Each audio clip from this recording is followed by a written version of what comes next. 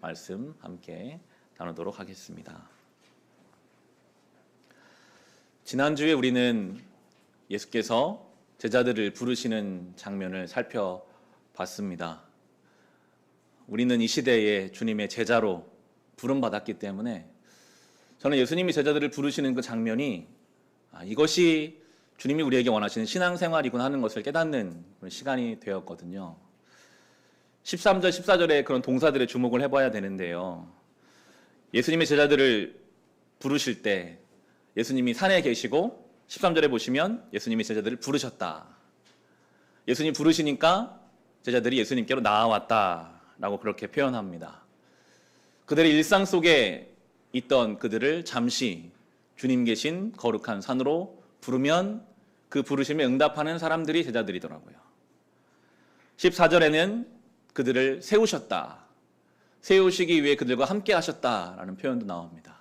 제자는 주님의 그 부르심으로 인해 함께 하심으로 인해 주님이 세우시는 사람들이었고, 그리고 나서 그들을 그냥 그 산 위에 두신 것이 아니라 내보내십니다. 말씀을 전파하게 하십니다.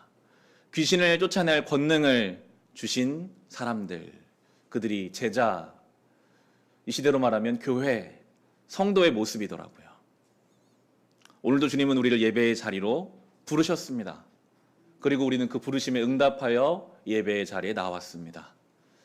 꼭 이런 주일 예배가 아니더라도 매일매일 여러분은 개인 경건의 시간을 통해 잠시라도 시간을 내어 주님 앞에 나가셔야 합니다. 거기서 주님이 우리를 세워주시거든요. 주님과 함께함으로 우리는 세워짐을 받습니다. 그리고 다시 맡겨진 일상으로 돌아가야 합니다. 내 가정, 내 일터, 나의 일상 속에서 보내심을 받은 자로 악한 영들을 예수 그리스도 이름으로 내쫓는 그런 권능을 받은 교회로, 성도로 우리가 살아가야 합니다. 모이는 교회, 흩어지는 교회. 모여서 예배하는 성도, 흩어져서 빛과 소금으로 살아가는 성도. 이것이 우리가 가야 할 신앙의 길인 것입니다. 그리고 나서 12제자 이름이 쭉 나오죠. 16절부터 19절까지 베드로로 시작해서 가룟 유다까지 쭉 12명이 나옵니다.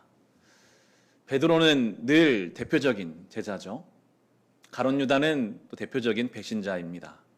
그런데 사실은 베드로부터 가룟 유다까지 다 예수님 십자가 지실 때는 도망갔던 배신자요 실패자입니다. 베드로가 어떤 사람이었습니까? 말은 잘했어요. 주님, 다른 제자들은 다 주님 버리고 도망가도요, 저는 주님을 버리지 않겠습니다. 그렇게 말해놓고 불과 몇 시간 만에 예수님을 모른다고 3번 부인했던 베드로나, 그 돈의 유혹 때문에 예수님을 팔아넘겼던 가룟 유다나 사실은 똑같은 실패자인 것입니다. 12명 다 그러니까 실패한 사람들이에요. 주님은 그들을 부르셨어요. 실패할 것을 아는 사람들을 부르셨더라고요. 지난 한 주간 여러분의 삶은 어떠셨습니까? 온전히 사랑하셨습니까? 거룩하게 구별된 삶을 사셨습니까? 정말 주님 원하시는 것을 분별하며 사셨습니까? 아니면 베드로처럼 자신만만하게 결단을 해놓고 상황이 조금 어려워지면 언제 내가 그런 말을 했는가 하는 것처럼 내 태도를 돌변하거나, 가룟 유다처럼 당장의 물질 때문에 예수님을 얼마나 쉽게 배반하는지, 그게 우리의 모습은 아니었습니까? 그런데 주님은 우리의 그런 실패함을 아시면서도 우리를 또한 이 시대의 제자로 부르고 계십니다. 주님이 우리를 포기하지 않으십니다. 우리가 우리를 포기하면 안 돼요. 그래서 베드로와 가룟 유다 차이는 그것입니다. 베드로는 부활하신 주님 만나서 다시 시작하잖아요. 여러분이 설령 이 예배에 오는 그 순간까지도 마음을 지키지 못한다 하셨다 하더라도 다시 이 예배를 마치고 주님은 시작하라고 하시거든요. 그것 때문에 주님이 죽으신 것입니다. 그것 때문에 복음의 은혜가 우리에게 허락된 것입니다. 주님께서는 이 제자들에게 좋은 본이 되어주시는데요. 예수님은 공생애를 아주 치열하게 사셨습니다. 오늘 본문의 20절에 이렇게 나옵니다. 예수께서 집에 들어가시니 무리가 다시 모여들어서 예수의 일행은 음식을 먹을 겨를도 없었다. 얼마나 분주한 일정이셨는지 음식을 먹을 겨를이 없을 정도로 예수님은 늘 분주한 공생의 사역을 감당하셨어요. 항상 사람들의 필요가 있었습니다. 병 고쳐 주기를 원하는, 귀신을 쫓아주기를 원하는 사람들의 필요. 그리고 한편에는 늘 예수님을 적대하는 세력들, 어떻게 저 예수의 결함을 드러내어 저 예수를 공격할까라고 말하는 적대자들도 있고, 그리고 보호하고 돌봐야 하는 제자들, 아직 하나도 모르는 이들을 가르치셔야 하니까요. 예수님은 늘 여러 가지 일들 때문에 참 분주하셨습니다. 그렇지만 그 분주함에 마음을 빼앗기지 아니하시고 그 일들을 감당하시면서 한 걸음 한 걸음 십자가를 향해 나아가고 계시죠. 굉장히 밀도 있게 하루하루를 사셨던 주님이신데 세상은 예수님을 잘못 평가합니다. 저 사람 미쳤다. 귀신 들렸다. 예수님의 적대자들이 그렇게 판단하는 것은 그럴 수 있다고 생각하는데 오늘 본문에 나오는 예수님의 가족들까지도 그렇게 예수님에 대해 잘못된 이야기들을 평가들을 하고 있었어요. 21절과 22절입니다. 예수의 가족들이 예수가 미쳤다는 소문을 듣고서 그를 붙잡으러 나섰다. 예루살렘에서 내려온 율법학자들은 예수가 바알세불이 들렸다고 하고 또 그가 귀신의 두목의 힘을 빌어서 귀신을 쫓아낸다고도 하였다. 예수님 당시에 미쳤다라는 표현은 귀신 들렸다와 같은 표현입니다. 그 당시에 소문에 저 예수는 귀신 들린 사람이다라는 소문을 아마 예수님의 가족들도 들었던 것 같아요. 자기 가족인데 그 예수의 말을 들어보지도 않고 그 소문을 듣고 예수를 잡으러 갔으니 예수님의 친족이나 예수님 반대파들이나 별 차이가 없었던 것이죠.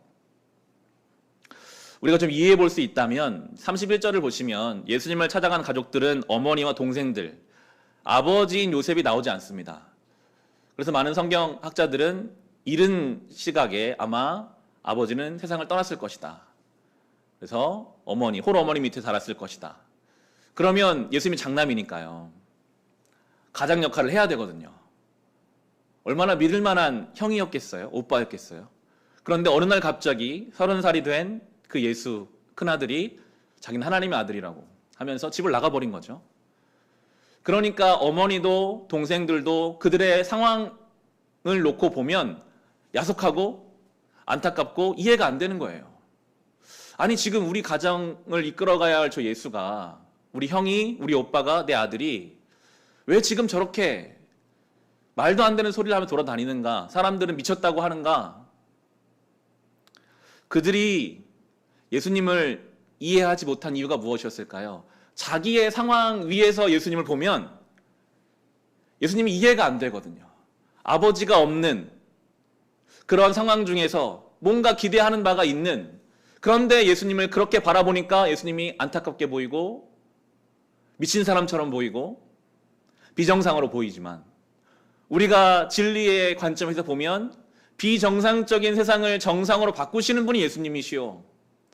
귀신 들린 세상에서 귀신을 쫓아내시는 분이 예수님이신데도 내 입장에서만 보면 예수님이 잘못 보이게 되는 거거든요. 그리고 예루살렘에 내려온 율법학자들도 마찬가지입니다. 그들을 그렇게 설명하고 있어요. 성경은 계속 강조합니다. 그들이 어디서 왔는가? 예루살렘에서 내려온 율법학자들. 그 당시에 지역적으로는 예루살렘이 중심지였고 그리고 그들에게는 율법이라는 것이 가장 강력한 힘이었습니다. 그러니까 그들은요, 예루살렘, 율법, 세상에서 가장 인정받는 자격과 조건을 갖춘 사람들이었어요. 지금으로 말하면 고연봉, 고학력, 엄청난 자산의 부동산, 세상이 부러워하는 조건들을 가진 것이죠. 늘 성경은 말하지만 그것 자체가 나쁜 것은 결코 아닙니다. 예루살렘도 율법도 다 하나님이 사용하시는 도구죠. 이 시대의 고학력, 고연봉 그런 것도 다 하나님이 사용하시는 좋은 도구가 될 수 있습니다. 그런데 문제는 그것이 하나님의 자리를 차지하기 시작하면, 예루살렘에서 내려온 율법학자들은요, 하나님의 아들이라면 당연히 예루살렘에서 사역할 거라고 생각했어요. 예루살렘이 중심지니까요. 하나님의 아들이라면 율법학자인 우리와 함께 사역할 거라고 생각했어요.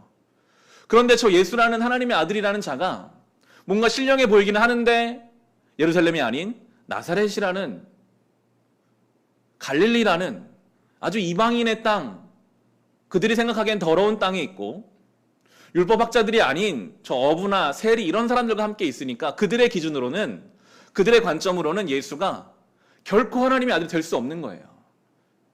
그러니까 귀신 들렸다. 하나님의 아들이신데, 진리 자체이신데 그것을 알아보지 못하고 귀신 들렸다라고 이야기하는 것이죠. 어떤 안경을 쓰고 세상을 바라보는가 너무나 중요합니다. 분명히 세상에 색깔이 있는데 내가 선글라스를 쓰고 있으면 안 보이잖아요. 나만 잘못 보고 있는 거거든요. 분명히 진리는 살아있는데 내가 잘못된 안경을 쓰고 있으면, 아주 지독한 자기 중심적인 안경을 쓰고 있으면 그게 안 보여요. 욕심의 안경을 쓰고 있으면, 이기심의 안경을 쓰고 있으면, 경쟁과 비교와 미움의 안경을 쓰고 있으면 예수님이 앞에 계셔도 귀신 들렸다고 말할 수밖에 없는 것입니다. 우리는 어떤 안경을 쓰고 있을까요? 정말 진리의 안경을 우리가 써야 합니다. 감사한 것은 예수님이 차근차근 가르쳐 주시거든요. 계속 오늘도 가르쳐 주세요. 우리가 주님 안에 그것들을 배워갈 때, 내가 잘못 알고 있었구나, 내가 엉뚱한 것이 진짜인 줄 알고 있었구나 하는 것을 깨달아야 하거든요. 내가 헛된 것을 따라가고 있었구나, 이것이 깨달아지는 주님의 도우심이 있기를 주님의 이름으로 정말 축원합니다. 예수님이 이제 그들을 가르치세요. 23절에서 25절입니다. 그래서 예수께서 그들을 불러놓고 비유로 그들에게 말씀하셨다. 사탄이 어떻게 사탄을 쫓아낼 수 있느냐? 한 나라가 갈라져서 서로 싸우면 그 나라는 버틸 수 없다. 또 한 가정이 갈라져서 싸우면 그 가정은 버티지 못할 것이다. 사탄끼리도 서로 싸우지 않는다는 거죠. 여러분, 악은요, 어떤 의미에서는 아주 기가 막히게 서로 공조합니다. 자기가 원하는 것을 이루기 위해서는 어제의 적도 얼마든지 친구를 만들어서 내가 원하는 걸 이루려고 막 하나 되는 것이 악의 또 모습이거든요. 악한 자들도 그렇게 서로 하나 되어서 자기의 목적을 이루려고 하는데, 우리가 서로 분열된다면 안 된다라고 예수님이 거기까지 가르쳐주고 계시는 거거든요. 선의의 경쟁은 물론 필요합니다. 잠언에서 철이 철을 날카롭게 한다라고 말씀하시는 것처럼 선의의 경쟁은 우리를 건강하게 하지만 잘못된 경쟁과 다툼은 우리의 공동체를 흔들기 때문에, 악은 끊임없이 우리를 그렇게 흔들려고 할 것입니다. 우리의 가정 안에 틈타서, 우리의 교회 안에 틈타서, 우리 일상 속에서 우리를 흔들려고 할 거예요. 그때 우리는 하나 되게 하시는 예수님을 의지해서 분열이 아닌 하나됨으로 나아가야 하죠. 27절에 보시면 이게 예수님이 하실 사역을 미리 말씀하시는 거거든요. 먼저 힘센 사람을 묶어놓지 않고서는 아무도 그 사람의 집에 들어가서 세간을 털어갈 수 없다. 묶어놓은 뒤에야 그 집을 털어갈 것이다. 예수께서 가장 강력한 사망의 권세를 깨실 것을, 그분이 이미 그렇게 사망 권세를 깨셔서 우리로 하여금 승리의 길을 가게 하실 것을 말씀하고 계시는 것입니다.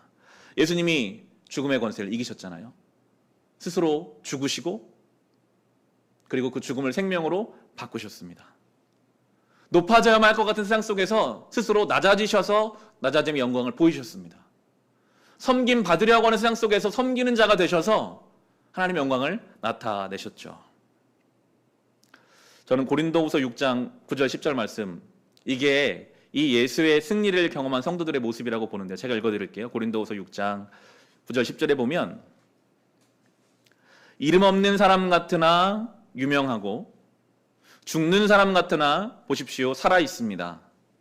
징벌을 받는 사람 같으나 죽임을 당하는 데까지는 이르지 않고, 근심하는 사람 같으나 항상 기뻐하고, 가난한 사람 같으나 많은 사람을 부요하게 하고, 아무것도 가지지 않은 사람 같으나 모든 것을 가진 사람입니다. 이게 예수가 이루신 승리의 길을 따르는 성도의 모습이거든요. 세상적으로 보기에는 전혀 유명하지도 않고, 저 사람 징벌받았나 보다, 왜 저렇게 힘들게 살까, 저 정도면 그냥 포기해야 되는 것이 맞지 않을까라고 하는 그 상황 속에서도, 그러나 끝끝내 그 생명을 유지하고 근심할 수밖에 없는 상황 속에서도 기뻐할 수 있고, 가난한 것 같지만 오히려 많은 사람을 부유하게 하며, 아무것도 없는 것 같지만 실상은 모든 것을 가진 사람들, 그것이 이미 예수가 사망 권세를 묶어놓으신 그 세상을 믿음으로 사는 성도들의 모습이라고 성경 우리에게 말씀하고 계십니다. 그리고 이제 예수님이 또 중요한 말씀을 하시죠. 28절 30절의 말씀인데요. 내가 진정으로 너희에게 말한다. 사람들이 짓는 모든 죄와 그들이 하는 어떤 비방도 용서받을 것이다. 그러나 성령을 모독하는 사람은 용서를 받지 못하고 영원한 죄에 매인다. 예수께서 이 말씀을 하시는 것은 사람들이 그는 악한 귀신이 들렸다 하고 말하였기 때문이다. 모든 죄는 다 용서가 되지만 성령을 모독하는 죄는 용서받지 못한다. 그리고 설명을 붙이죠. 예수님을 향해서 악한 귀신이 들렸다라고 그들이 말하였기 때문에 그것이 성령을 모독한 죄라고 연결하고 있습니다. 우리 안에서 죄사함을 받는 사역을 하시는 분이 성령이신데 우리로 하여금 예수의 십자가를 향해 나아갈 수 있게 하시는 분이 성령이신데 그 성령을 모독하고 성령을 방해하면 회개 역사가 일어날 수가 없는 거잖아요. 이것이 얼마나 무서운 죄인지를 우리에게 보여주는데요. 이렇게 말하죠. 예수님을 향해서 자기의 철저한 자기 판단과 자기 기준으로 예수님을 귀신 들렸다라고 말하는 것이 성령을 모독하는 거라고 하세요. 여러분, 내가 하나님의 자리를 차지하고 내 기준, 나의 그 알량한 경험, 나의 생각으로 주변 사람들을 정죄하고 판단하는 것이 얼마나 무서운 죄인지를 우리에게 보여주고 있습니다. 내 안에 성령께서는요, 오늘도 끊임없이 그렇게 하지 말라고 말씀하시거든요. 그런데 우리가 그 성령의 말씀을 무시하고 그저 내 기준으로 예수님 보고 귀신 들렸대요. 우리는 어쩌면 그런 일들을 하고 있을지도 모릅니다. 저 사람은 저래서 안 되고 저 사람은 저래서 안 돼. 사람만이 아닙니다. 하나님이 나의 삶에 주신 어떤 삶의 흐름들이 있는데 그 흐름을 하나님께 맡기지 못하고 나 혼자 내 생각, 내 판단으로 그것 때문에 좌절하고 그것 때문에 염려하고 내가 판단하는 거예요. 내가 기준돼서 하는 그 모든 것이 우리가 멈추어야 할 무서운 죄이며 겸손히 하나님께 맡기면 하나님 저는 잘 모릅니다. 그러나 하나님께서 저 사람을 향해서도 나를 향해서도 나의 삶의 오늘 하루를 향해서도 가지고 계신 계획이 있는 줄 내가 믿고 알기를 원합니다. 늘 겸손히 성령의 도우심을 구하는 그 겸손한 태도가 우리에게 있어야 함을 성경은 우리에게 말씀해주고 계십니다. 이제 예수님을 찾아온 가족들이 예수님 만나는 장면이 나오죠. 예수님 여기서도 중요한 내용을 우리 가르쳐 주십니다. 31절에 35절인데요. 그때 예수의 어머니와 동생들이 찾아와 바깥에 서서 사람을 들여보내어 예수를 불렀다. 우리가 예수의 주위에 둘러앉아 있다가 그에게 말하였다. 보십시오. 선생님의 어머니와 동생들과 누이들이 바깥에 선생님을 찾고 있습니다. 예수께서 그들에게 대답하셨다. 누가 내 어머니이며 내 형제들이냐? 그리고 주위에 둘러앉은 사람들을 둘러보시고 말씀하셨다. 보아라, 내 어머니와 내 형제 자매들이다. 누구든지 하나님의 뜻을 행하는 사람이 곧 내 형제요, 자매요, 어머니다. 예수님은 가족을 사랑하셨거든요. 아마도 이렇게 말씀하시고는 나가서 가족들을 잘 환대하고 설명해 주셨을 거예요. 결코 예수님이 가족을 찾아왔는데 박대하실 분은 아니시죠. 그런데 그 장면을 통해서 우리에게 중요한 하나님 나라의 원리를 가르치고 계십니다. 가족은요, 혈연관계, 세상에서의 혈연관계는 선택할 수가 없잖아요. 물론 결혼을 통해서 가족을 이루는 경우 선택하는 가능성이 있습니다. 그런 예수님 시대에는 늘 같은 신분끼리만 결혼을 했으니까요, 거의. 선택할 수 있는 영역이 적은 거예요. 가족이라고 하면 내가 선택하기 힘든 주어진 어떤 그런 관계들입니다. 왕의 자녀와 가족이면 아주 극진한 대우를 받지만 노예의 가족, 노예의 자녀이면 노예의 대우, 인간 이하의 대우를 받는 그러한 세상이었어요. 예수님의 형제님을 찾아왔다라고 하니까 아마도 그 주변 사람들 중에는 예수님도 우리 같은 사람보다는 형제 자매를 훨씬 더 잘해주시겠지. 그렇게 여태껏 살아왔으니까요. 그런데 예수님이 그런 마음을 아시고 그들을 한번 쭉 둘러보신 다음에 그렇게 말씀하세요. 누구든지 하나님의 뜻을 행하는 자가 내 형제, 내 자매, 내 부모다. 조건이 없습니다. 누구든지 아픈 사람이든 가난한 사람이든 상처받은 사람이든 실패한 사람이든 어떤 사람이든 누구든지 오늘 다시 하나님의 뜻을 행하려고 하는 그가 나의 형제, 나의 자매. 그 말은 하나님의 자녀라는 뜻이죠. 여러분, 이것이 복음이고 이거 대단한 말씀입니다. 하나님의 뜻을 행하려고 하는 사람들, 그 사람들이 하나님의 자녀가 되는 거거든요. 어제까지 실패했더라도 누구든지잖아요. 그 사람도 오늘 다시 하나님의 뜻을 행하려고 한다면 하나님의 자녀라는 거예요. 설교를 준비하다 보면 늘 여기에 오게 되는 것 같아요. 그러면 하나님의 뜻은 무엇인가? 누구든지 하나님의 뜻을 행하면 하나님의 자녀라고 하시는데 그럼 하나님의 뜻이 무엇인가? 아주 자주 여기에 도착해요. 그 다음에 전 고민하게 되는 거죠. 하나님의 뜻이 무엇일까? 그것을 성경 가운데 찾아가는 거죠. 여러분, 근데 이게 정말 중요한 신앙생활인 것 같아요. 늘 하나님의 뜻이 무엇일까? 여기에 멈춰 한번 서봐야 돼요. 나의 삶의 흐름 속에서 하나님의 뜻은 무엇일까? 하나님 지금 뭘 원하실까? 그걸 성경 가운데 찾고 성도 간의 대화 가운데 찾고 기도하는 건 찾는 거죠. 그게 하나님의 형제, 예수님의 형제 자매, 하나님의 자녀들의 삶인 것입니다. 그냥 예배당에 앉아있고 예배 드리고 다시 그냥 아무런 고민 없이 세상을 사랑하는 사람들이 아니라 예배를 마치고 다시 우리 삶으로 가면 하나님은 지금 뭘 원하실까?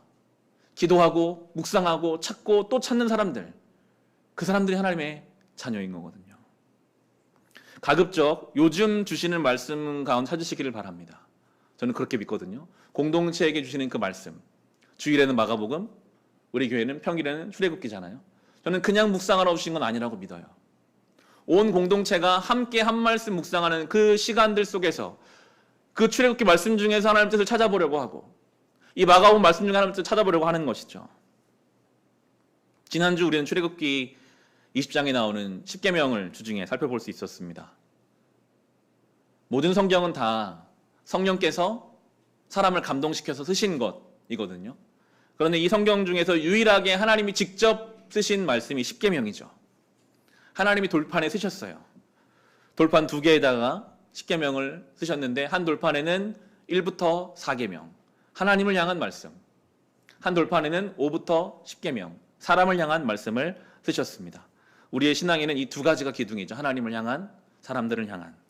예수님도 이것들을 정리해 주셨어요. 마태복음 22장에 보시면 예수께서 그에게 말씀하셨다. 내 마음을 다하고 내 목숨을 다하고 내 뜻을 다하여 주 너의 하나님을 사랑하라 하였으니 이것이 가장 중요하고 으뜸 가는 계명이다. 둘째 계명도 이것과 같은데 내 이웃을 내 몸과 같이 사랑하여라 한 것이다. 이 두 계명이 온 율법과 예언서의 본뜻이 달려있다. 십계명을 강조해 주신 거죠. 하나님을 사랑하고 이웃을 사랑하는 것. 이것이 우리에게 향하신 하나님의 뜻이라고 저는 믿습니다. 하나님을 향한 4가지 계명. 우상을 섬기지 말라. 하나님만 하나님으로 모셔라. 하나님을 모신다면 형상을 만들지 말라. 그러니까 하나님을 내가 섬긴다고 하면서도 내가 하나님의 형상을 만들어내지 말라는 거거든요. 그리고 하나님의 이름을 함부로 망령되이 부르지 말라. 하나님의 은혜를 받은 사람답게 살라는 것이고, 그리고 안식일을 거룩하게 지켜라. 이렇게 가는데요. 우리가 하나님을 내가 하나님을 사랑해야지, 내가 하나님을 사랑해야지 라고 해서 하나님을 사랑해지는 것은 아닙니다. 그냥 우리가 하나님 앞에 제대로 서면요, 하나님을 하나님으로 고백할 수밖에 없어요. 하나님 그런 분이시거든요. 그냥 그분 앞에 서면 됩니다. 그냥 그분 앞에 온전히 나아가면 자연스럽게 다른 것이 하나님의 자리를 대신할 수 없다는 것을 알아요. 내가 생각했던 하나님보다 훨씬 크신 분이라는 것을 알아요. 내가 그 하나님의 이름을 망령되이 부를 수 없다는 것도 알아요. 그래서 안식일을 거룩하게 지키는, 하나님 앞에 서는 그 시간들이 참으로 중요한데요. 자주 하나님 앞에 서면 그것이 자꾸만 새로워지는데 그렇지 못하기 때문에 잊어버리게 되고 놓치게 되는 거거든요. 마치 먼지가 쌓이는 것과 비슷한 것 같습니다. 토요일마다 교회 성전 청소를 하는데요.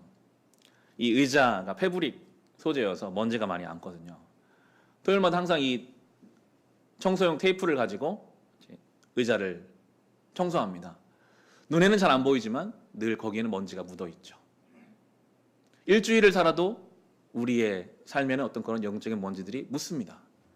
자꾸만 이런 예배의 자리를 통해서 우리 안에 그런 것들을 드러내고 지워내고 깨끗하게 하는 그 시간으로 주님 앞에 자꾸만 서야지만 하나님을 인정하고 하나님을 고백하고 나아갈 수 있는 것이고, 그렇게 하나님 앞에 온전히 서서 하나님을 온전히 만나게 되면 하라고 하지 않아도 내 주변 사람들을 돌아보게 돼요.